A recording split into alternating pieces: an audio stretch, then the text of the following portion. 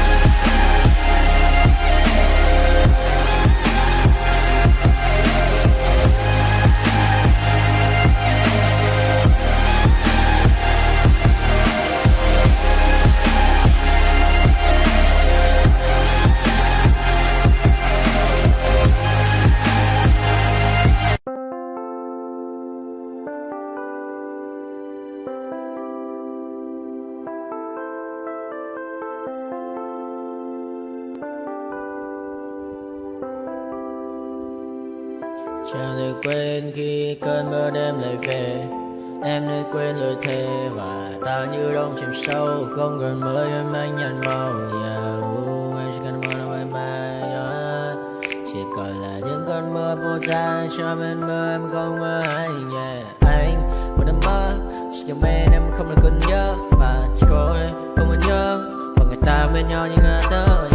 Muốn nhớ về say em chỉ có mấy em ở đây. Và anh như muốn chết đi nhưng không muốn em mơ mơ mày. Tình yêu làm cho ta đau đầu. Không em như nằm hâm mộ. Anh như đeo mong cầu. Và mưa bên em ngủ sầu. Chắc có mắt mai em mơ. Chỉ có bên em nhưng là khó mơ. Mà đã ra em muốn bên ai. Anh không mong gì hơn. Chỉ mong em sẽ ở đây ôm anh thật gần.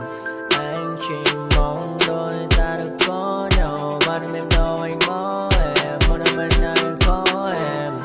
Ta sẽ trao nhau môi hôn thật sâu. Ôm anh.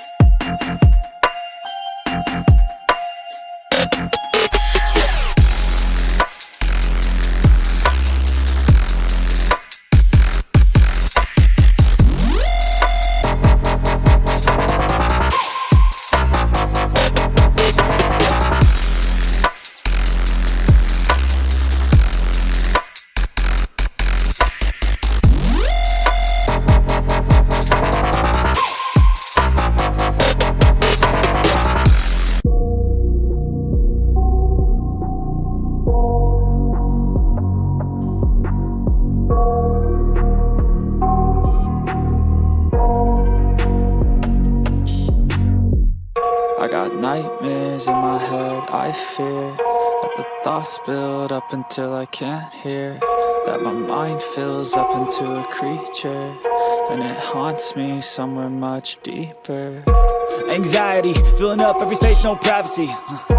And silently, it could build and build until you finally see, whoa, it's taking over, damn no closure, moving closer. No exposure, I just wanna be a loner. Some can't stay sober, looking over all their shoulders, like moving boulders just to get out of the home. It sucks, I've had enough, I don't wanna feel the stuck under the rug, all my problems that I shove. I got nightmares in my head, I fear that the thoughts build up until I can't hear, that my mind fills up into a creature, and it haunts me somewhere much deeper. I got nightmares in my head, I fear that the thoughts build up until I can't hear, that my mind fills up into a creature, and it haunts me somewhere much deeper. I've been feeling weird, I can't seem to focus good enough. Nothing's really clear, sometimes it could be a little tough. I just need to feel like the end's in sight for me, but let's be really real, anxiety can foggy all this stuff. I've been feeling weird, I can't seem to focus good enough. Nothing's really clear, sometimes it could be a little tough. I just need to feel like the end's in sight for me, but let's be really real, anxiety can foggy all this stuff. It sucks when you finally feel like giving up. Oh God, no luck, everything feels like you're sticky stuck. I'm lost, handcuffed to the bed where I sleep, don't give a fuck. Can't stop, unplug, feeling over